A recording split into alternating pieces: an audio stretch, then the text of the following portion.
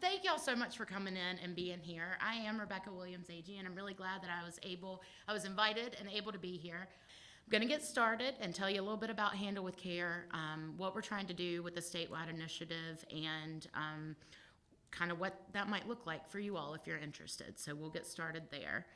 I want to start out with just a brief history of Handle with Care. The Handle with Care program began in West Virginia in 2013 in a single elementary school in Charleston, West Virginia. And it began as a response to the opioid epidemic, a response to increased overdoses and overdose deaths, and law enforcement and other first responders saying basically, I don't know what to do with these children. I don't know how to make sure that and I've got a video to show you in just a minute from law enforcement that was present and a part of that original implementation. But this isn't necessarily a Department of Social Services call. This isn't necessarily a mandatory report, but this child has experienced some type of traumatic event, and they've got to get up and go to school in the next morning. And so that's where Handle with Care came from. It has existed in South Carolina for a little while in different places. There have been different organizations, Department of Public Health, Department of Mental Health, a couple of other agencies have kind of worked it into different grants, never as a statewide initiative though. And so the grant that I am currently funded under is a grant through the Department of Public Safety that is received from the Department of Justice. It's called the Burn Crisis Intervention Grant. That funding came out after the Uvalde school shooting, and it is a gun violence community violence prevention grant. And so we received that at the University of South Carolina School of Medicine, Center for Disability Resources, to go and basically pull all of those programs that already exist together and help support them, help guide, help train wherever that's needed, and also take it into new counties and new areas across the state. So that's my job. I love my job. I hope that comes through in my discussion today. I love working with communities. I love connecting people. And I was born and raised in South Carolina, and I love to watch cool stuff happen here. So that's kind of what we're doing here, just to give you an idea of what Handle with Care is. I was asked a really great question. It is not a direct intervention for children, families. That is a different program, also called Handle with Care. This is more of a notification and support for communities and connecting those community supports than in most cases already exist. And so a lot of what I do is to go and connect people that are already doing this work, just to help it flow a little bit more formally and to make sure that we don't leave anybody out, make sure every kid's getting a notification. So most of you, if you are here, you know why Handle with Care. You know why this is important. You know why these supports are necessary. We know that childhood trauma, which is often called adverse childhood experiences, are potentially stressful events that can have negative, lasting effects on health and well-being, and not just mental and behavioral health, on physical health and development as well, brain development, the ability to learn, the ability to form relationships in a way that is meaningful, in a way that is respectful. We know that adverse childhood experiences and trauma can have that effect on children as they grow. According to the BRFSS, which is the Behavioral Risk Factor Surveillance Survey, that is through the CDC, Department of Public Health does it here in South Carolina. It's estimated that 3 in 5 adults in South Carolina reported experiencing at least one adverse childhood experience. Okay, so at least one. That's about 60%. And so keep in mind that these questions are asked of adults, they're asked of folks who are 18 and older, but they're asked about their childhood experiences. And what happens once we look at that is its connection then to some longer term health issues, public health issues, be that mental, be that behavioral, physical, a lot of different things that can affect.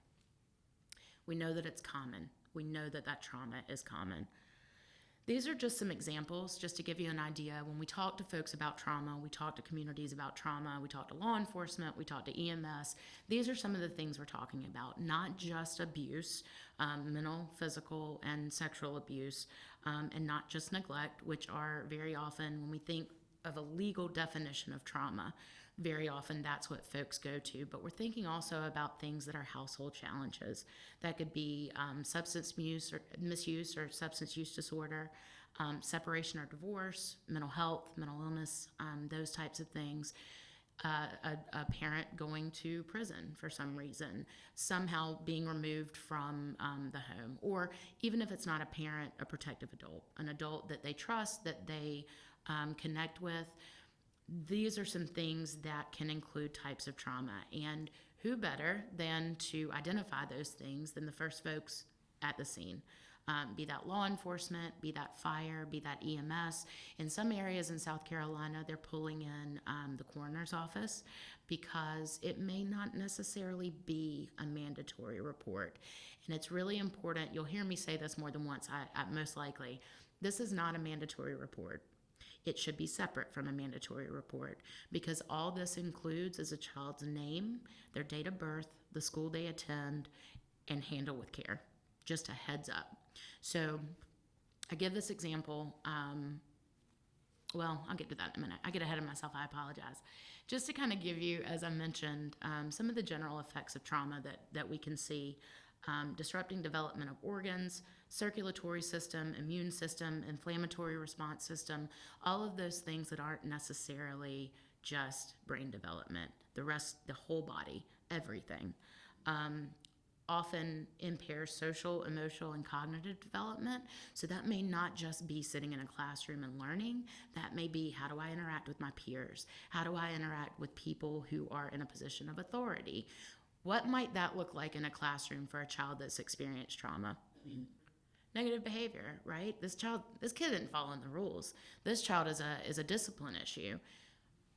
Not to excuse discipline issues, not to say that boundaries are not important, not to say that all of those things are not important. Understanding that looking at it a little bit differently may have an impact on how that child then develops later on. Understanding that maybe that behavior issue is a result of that kid not sleeping last night because one of their parents was being abused by the other. Maybe that kid didn't sleep last night because of an overdose in the neighborhood next door. There are a lot of things that happen that very often we don't know next morning, but that can affect that child's ability to interact. I'll tell you this, I usually say this, but I forget that it's in that long bio. I started out at the Department of Juvenile Justice as a social worker with a small caseload of boys and very quickly learned that direct service is not for me, because I was going to adopt every single one of them and take them home, and they were going to live with me, and I was 23 years old and I had it all figured out. And that is not true. I did not. But every single one of those little boys had either sexual or intimate partner violence in their lives. Every single one of them. They had either been a victim directly or had witnessed it. And I then went into the intimate partner violence and sexual violence field for a long time because I saw that as not just specific to them, but it was larger. It was their family. It was their community. It was societal in some cases. There are a lot of things that impact that. That's a whole other presentation. But I made those connections a long time ago. And so that's what's led me into this work. What I also know is that if we can intervene and provide support at an early age, kids are really resilient, and we can help support them long term so that some of that cyclical trauma, cyclical violence, all the cycles, that maybe we can help prevent that, and maybe we can change something a little bit later down the line for their kids and for them, honestly, long term. And that's really why Handle with Care is so important, and it's really important to me because I've seen what trauma can do to children and families and communities in which they live. It disrupts the development of, I've already said that, sorry. Weakens the ability to regulate emotion and manage impulse control. That is an almost immediate response to trauma for a child. That doesn't take time. That is a next morning, I don't know what to do with these emotions. I'm unregulated. I'm going to act out because I don't know what else to do, or I'm going to shut down and put my head down on this desk and fall asleep because I can't handle what's going on around me. So think about that too, that trauma and the way it's displayed by children and adults, honestly, looks different depending on the individual. It looks different depending on support systems. It looks different for everybody. what I know and what I have seen and what all the research suggests is that a single protective adult can change the long-term outlook for that kid. A single protective adult, not to mention a protective system that that adult is working within. So it's important to remember that too as we kind of move forward with this. Handle with Care itself is very basic. It enables law enforcement and other first responders to send a confidential notification. And when I say confidential, this doesn't go in a kid's file. This is not meant to. I like to explain this as my family had some stuff going on recently. I have two daughters. I have an 11-year-old and a 13-year-old. I reached out to both of their teachers. One's in middle school. I reached out to the teacher that she's closest to. And my youngest is in elementary school, so she was a little bit easier to identify. I just said, hey, heads up, got some stuff going on. If they're off, this is why. Just wanted to let you know what's going on. That's what Handle with Care is. It's a heads up. We got something going on. They may act out of character. They may have some, and they did. It happened. I knew it was going to, so that's why I did the heads up. But them knowing made them react a little bit differently than they might have had that happen without them knowing that prior to. That's what a Handle with Care is. That's what it's meant to be. So the confidential notification is sent to a child's school when they've been at the scene of a potentially traumatic event, providing a heads up to the school to allow them to provide trauma-sensitive support. This simple notice can help support a child's well-being and academic success. I'm going to show you the flow chart in a minute as well. The small school, tiny school in Charleston, West Virginia, it eventually went statewide in West Virginia. And what the project that I'm working, I've been in this position a little over a year now. And I think the original intent of this project was to kind of pick West Virginia up and lay it down in South Carolina. And we have very quickly realized that that is not the best way to go for a lot of reasons. A few of them are actually really good. The mental and behavioral health landscape in terms of responding to children in general, just the way we talk about these things, looked really different in 2025 than it did in 2013. The response to kids, the systems responding to kids, school systems, community-based systems, all of those things look really different than they did in 2013. Also in South Carolina, our overall Department of Ed, other systems look different than they did in West Virginia. So it's not something where we can kind of start at the top and say, everybody do it this way.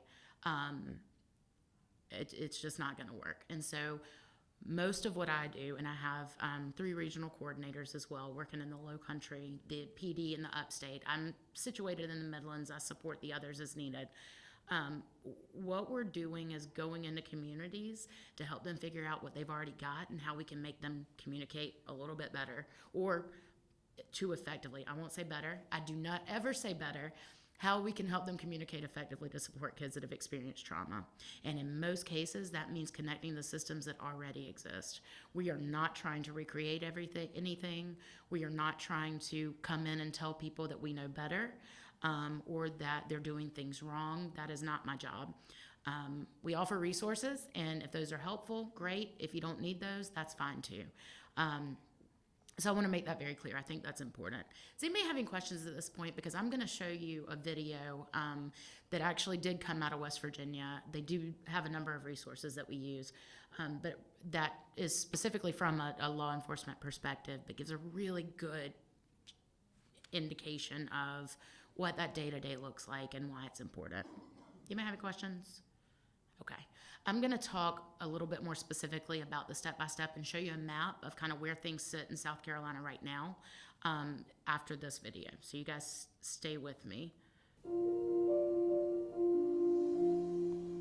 I'm Barry Ball, and I've worked for years as a game warden in the state of Maryland. But the last 5 years, I worked with a drug task force in Hagerstown, Maryland with DEA.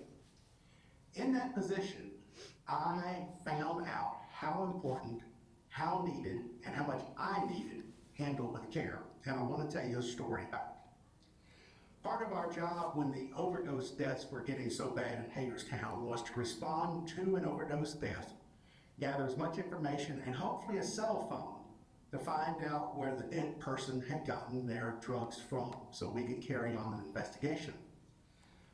Late one afternoon, we got a call, just like we did most late afternoons, for a dead man. We went to a house, went upstairs, and in the bathtub, sure enough, there was an overdose death. In the house was a mother, was a daughter, and a little son. We spent a lot of the time gathering evidence. We spent a lot of time waiting on getting the body removed from the house.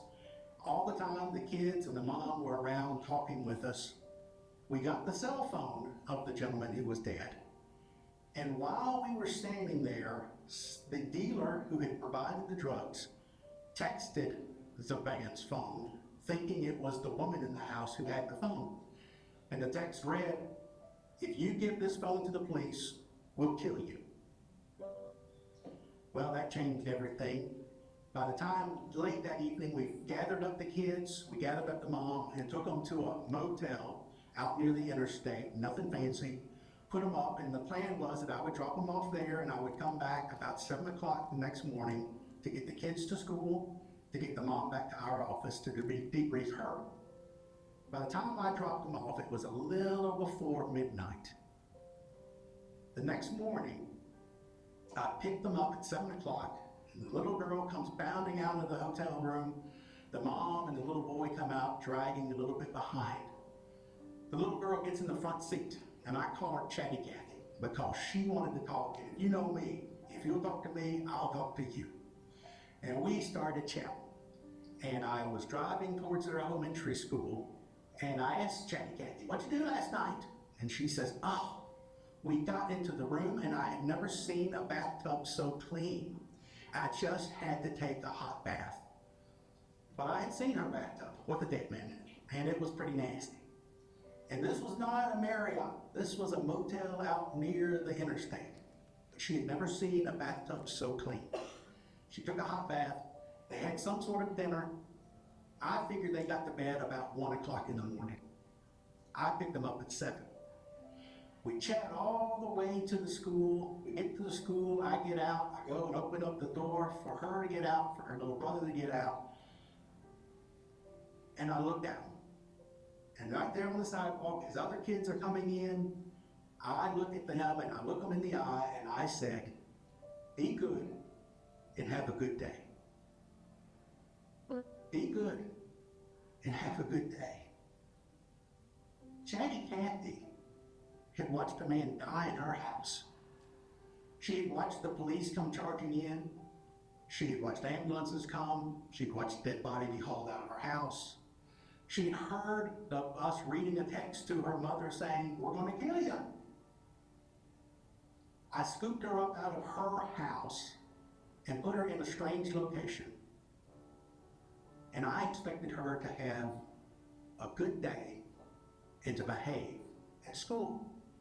I can still see in my mind the principal's office right behind me, just a couple of steps away. If I had just walked in and said, "Oh, Chatty Cathy and her brother had a time last night, watch out for them," it would have made a difference. But that didn't even cross my mind.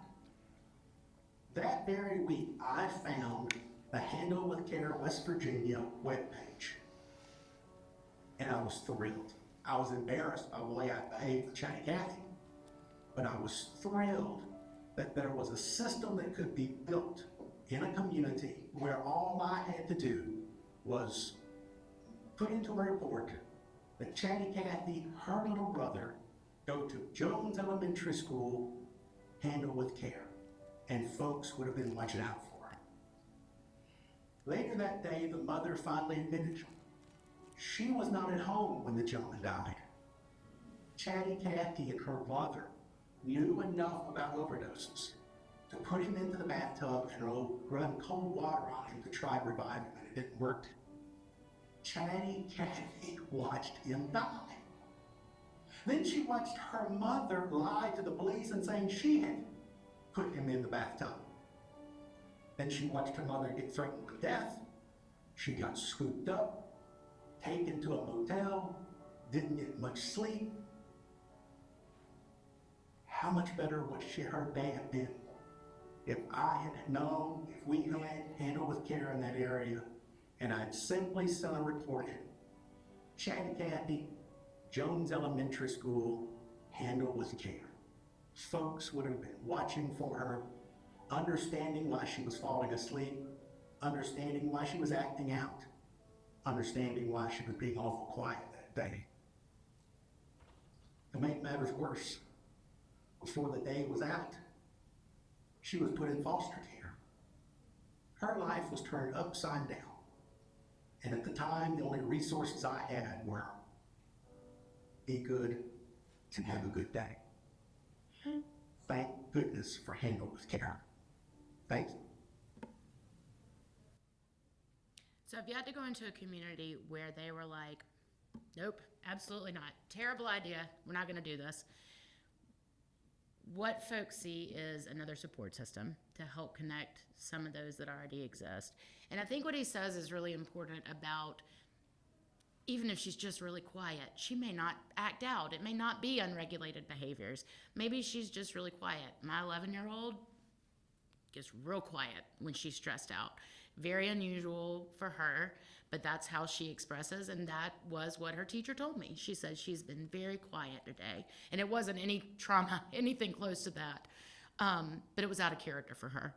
And understanding that maybe she would need further resources. That behavioral and mental health team in that school already has a heads up, and they know. It doesn't mean that that she will definitely need it. And I think that that's an important part of the flow chart as well. 3 steps is the best way to explain this. First encounter by law enforcement or first responders, and the notification is made to the school. They provide trauma-sensitive support.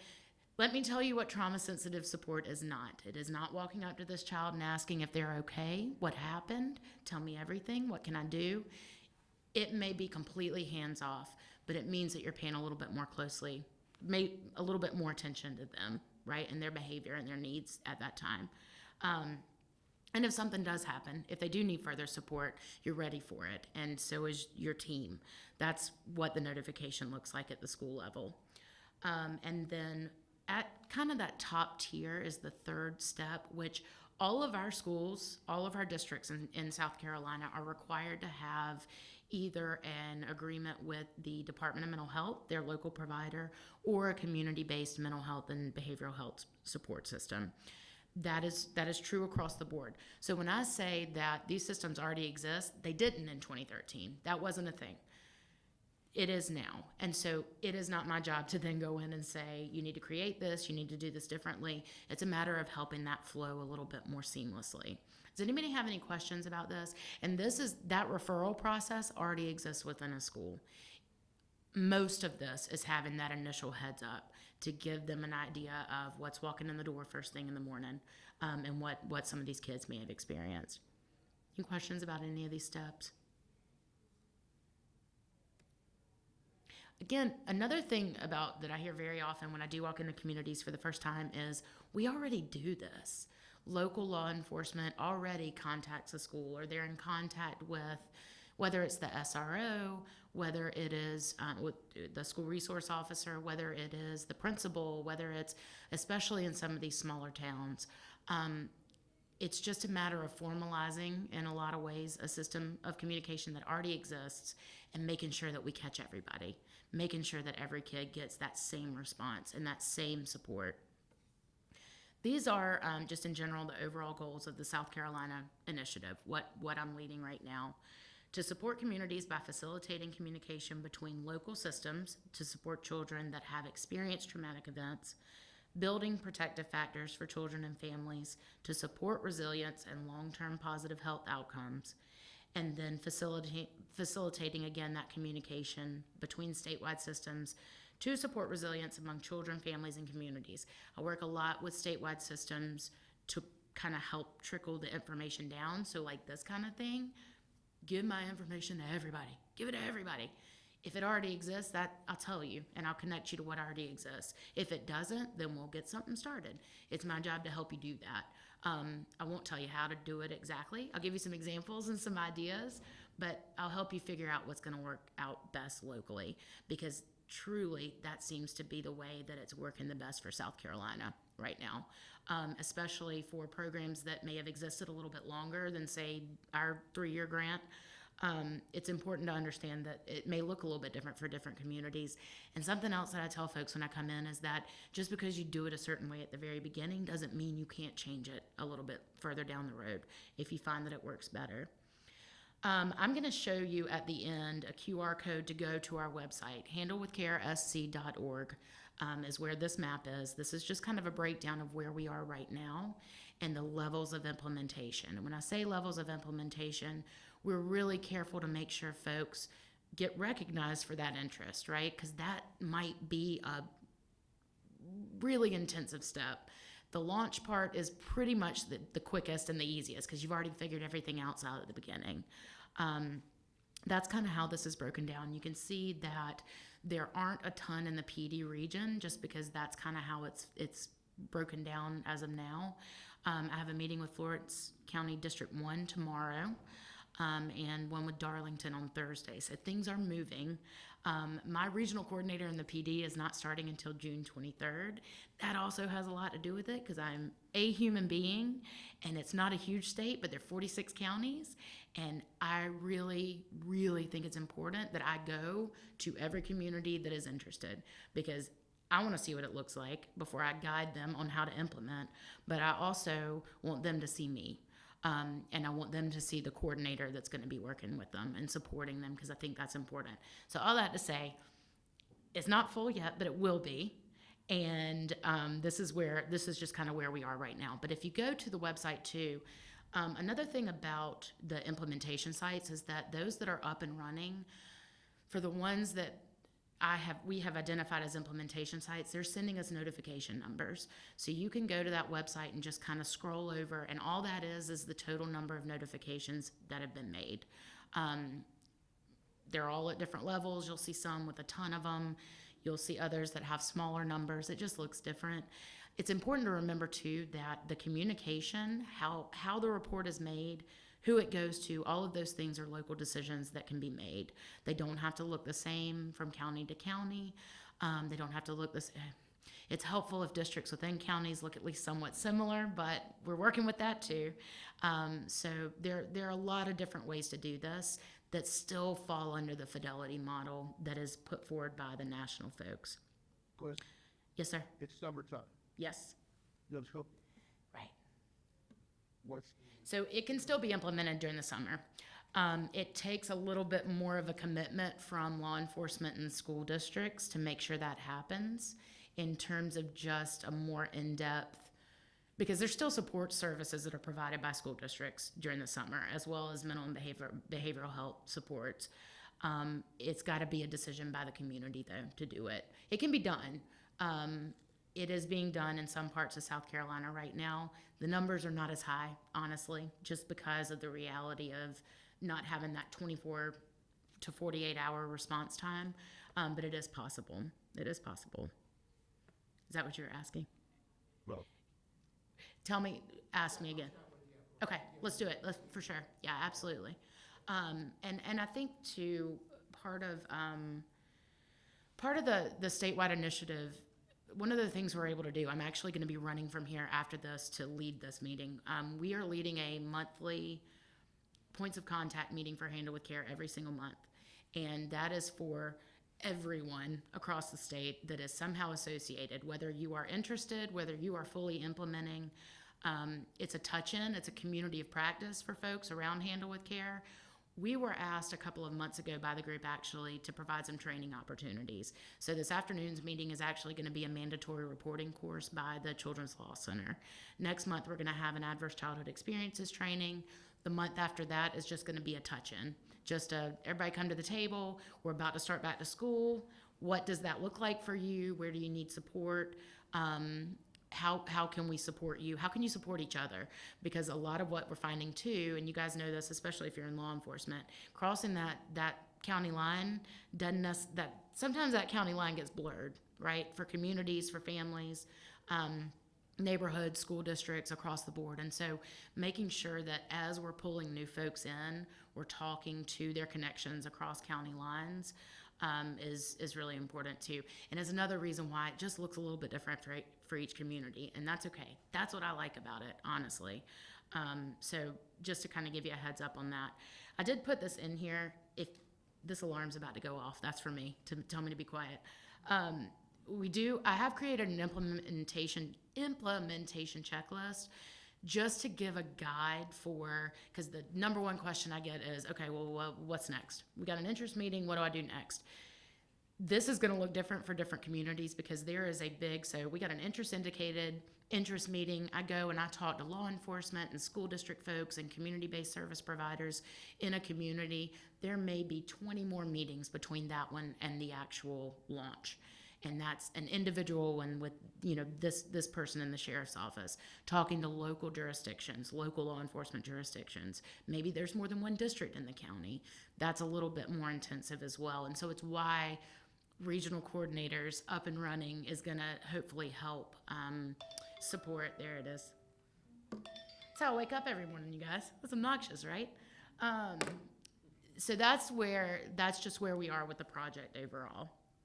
We do offer some training pieces, just some basic understanding of what trauma-informed care looks like, understanding ACEs, understanding trauma-informed practice and response, not just for schools, but for law enforcement as well, where that's identified and necessary, and then supporting the launch of that locally. And 3 months, 6 months in, a check-in. Is this working? Are we doing this right? Are we getting numbers? Are we getting the supports that they need? If not, what can we do differently? And so that's really what we're trying to focus on here. This is my contact information. I also have business cards up here with this QR code on it. This is to the website. This is actually to the Handle with Care website. Another thing that we're trying to use that for is to provide actual like training resources, information about things related to trauma, not just Handle with Care specifically, but there are a lot of things that can branch out from a child who has experienced trauma, a family who's experienced trauma. And so we're trying to make that kind of a landing place for all the different resources that exist, because there are a lot of them. And there's some great ones, and there's some great ones in South Carolina. We want to, again, not do that ourselves, but connect to what already exists, because I think that that's really important. The state is far too small not to communicate better. It just is. And on behalf of kids and families, it's something that has frustrated me my entire career, and it's something that I'm really trying to kind of, at least around children's well-being, address as far as what we're doing with Handle with Care. Do you have any questions? Right. Because it's separate, it is not identifying information. It is very, very important that information about the incident isn't shared. Understanding that this is very separate from all of that, very important, MDT, all of those things. But child advocacy centers cannot make reports for that reason, to protect the individual, to protect the child, protect the family. That's why it's separate. Now, they are at the table in new communities, right? As they should be. Understanding kind of this child, this is kind of an extra support. It's an extra layer of support, but it's why they're not connected. Does that make sense to everybody? That it truly is meant to separate and protect the family's privacy. Yes, sir. No, it is Handle with Care. That's it. Child's name, date of birth to identify, or age, however that needs to look. I personally have worked with notifications where there was a child with the same name, different birthday in the same school. So that's just for identifying and Handle with Care. And that's truly all it should be. And y'all, it's important to remember too, they may not need additional support. Kids are resilient, right? They definitely are. But if they do, you know that they do, and you know that it's coming. It's a good question though, thank you. Yes, ma'am? So I'm in Lexington. I'll tell you a little bit about it, right? It's not like we're. And it's not a extra, at the beginning there is some logistical stuff, but it shouldn't be a super heavy lift for anyone. It's an extra step for first responders. And that's kind of, we don't want to put too much else on them. We ask a lot of them. We also don't want them having to make a separate report. In most cases, what we're doing right now is working with QR codes. We make a QR code, connects, they go in, fill out a child's name, date of birth, school, and it goes where it needs to go, and that's it. We got stickers on computers in response vehicles, on desktops, wherever that needs to be. But another thing about that is that if we start there with law enforcement in the community, it's really easy to then onboard fire, EMS, all the other folks, because all you got to do is share that QR code, because it's the same for everybody, and it's going to answer the same questions and go to the same place. And I always get the question, well, what if 3 people make a Handle with Care report? And I always say, then that kid is covered, right? Like, why could that be bad? It truly is. With districts, a lot of the places where we started is with their safety coordinator. There is a person in every district that is, it is called something different. They are in a different department. They're all over the place. But there is a person that's responsible for those, the gun safety drills, the active shooter drills, the fire drills, all those things. They're connected to the community law enforcement. I see you shaking your head. They know who's there, and they know who needs to be at the table. And if that means that they need to talk to somebody different in the district, they're great to go through, because they're connected to them as well. And there are a number of other connections that have been really, really helpful in terms of getting stuff started in your community. So it's why I put all these papers, thank you, Beth, I appreciate it, for sharing that about Lexington. And Lexington, that work has been going on for a while. They are hopefully going to be launching in the fall. They're hopefully going to be launching in the fall, countywide. That little sheet of paper, if you are interested, if you want to know more, if you are interested in connecting me, our team, with people in your community, if you don't want your name anywhere near it, but you want me to contact somebody on your behalf, I've done that too, because it looks different everywhere, and that's okay. I'm able to be that person. And that's something that has been helpful in some areas too. In other areas, they're like, I don't know you at all. Give me somebody I know. And so I find somebody they know to introduce it. So it just, again, if you're interested, please do fill that out, or come grab a card and follow up with me. And I'd be happy to connect to you and see what we can get going. Or pull you in if it's already happening. I think that's important too, so you guys know what's going on. Thank y'all for coming. I really appreciate it.